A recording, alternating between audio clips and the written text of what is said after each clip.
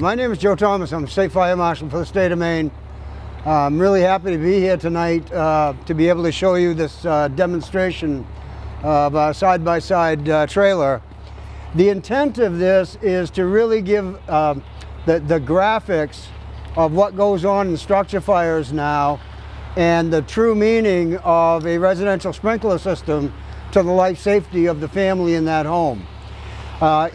A residential sprinkler system, its primary purpose is time element for the ability of the folks in that home to be able to escape.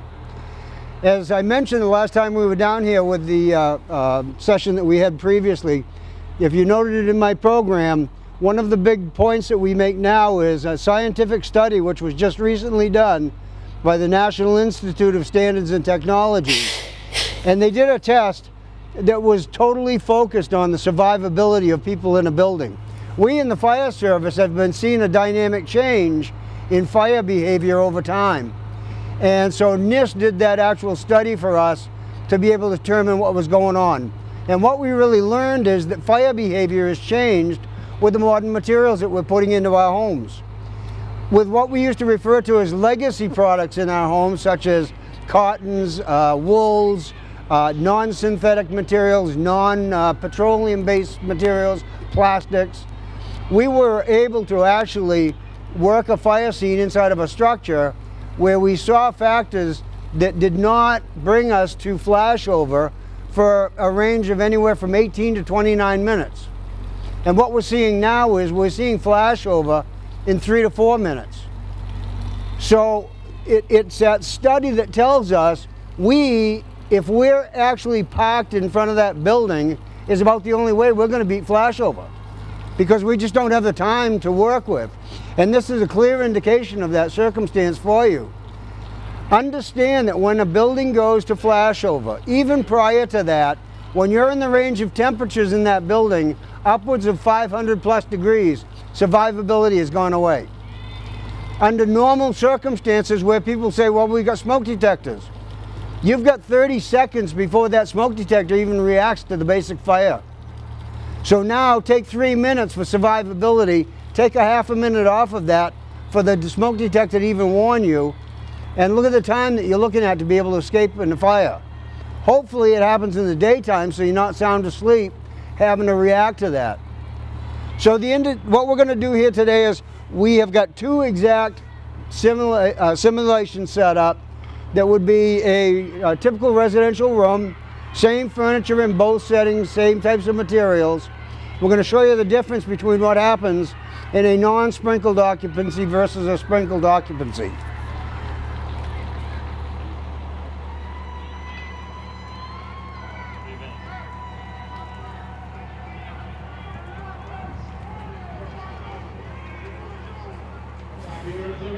Center fielder, number 11, Tatiana Biambi.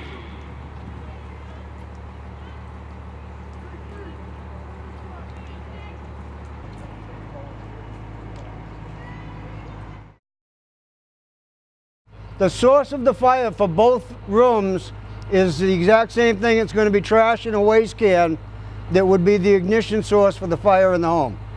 Both are exactly the same.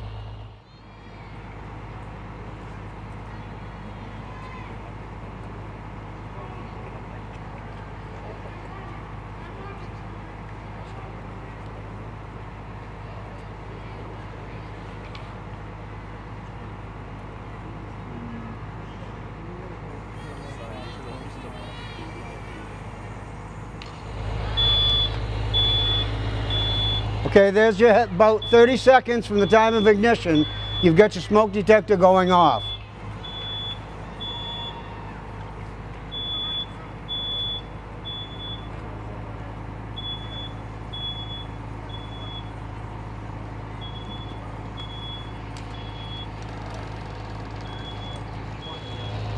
Now, as that fire begins to intensify, that temperature is increasing dynamically.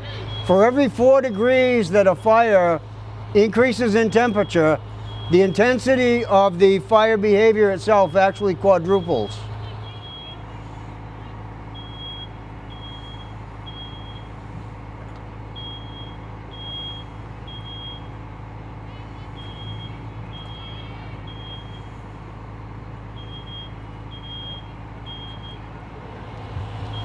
Now as you see that fire climbing up the back of the room, understand that those materials on those furniture pieces are also starting to heat up. As they heat up, they begin to off-gas. The off-gassing will be what you actually see as an ignition factor.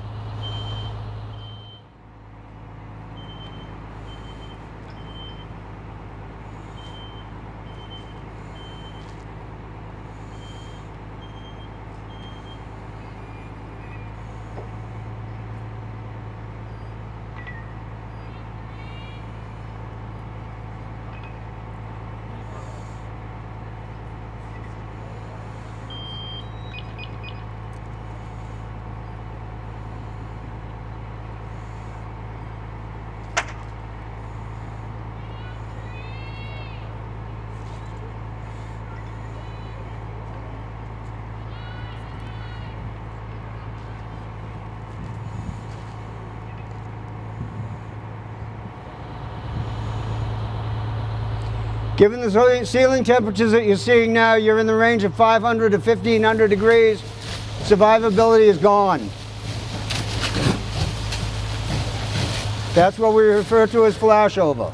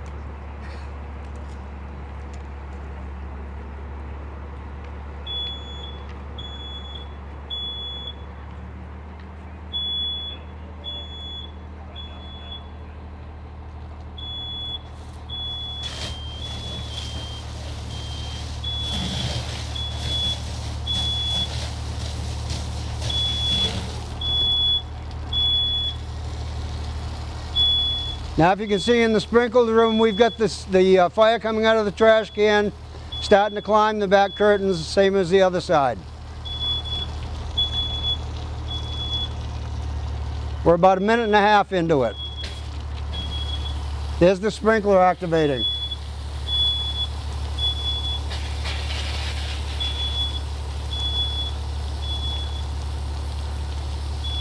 Minute and 44 seconds.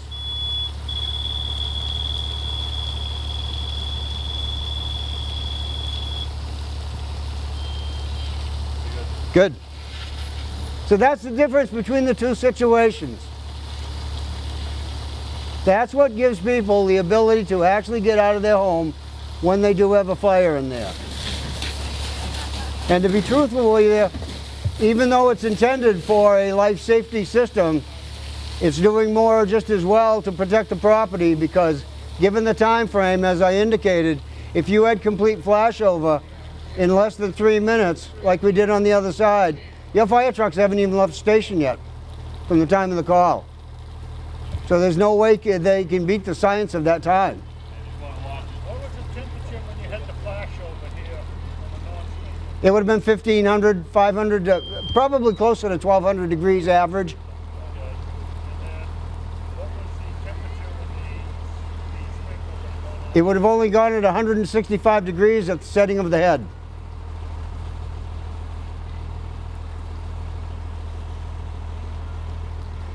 So that's our demo.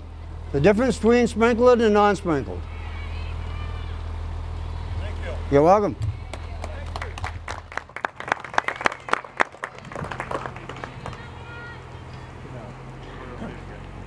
Yep, and you can see it.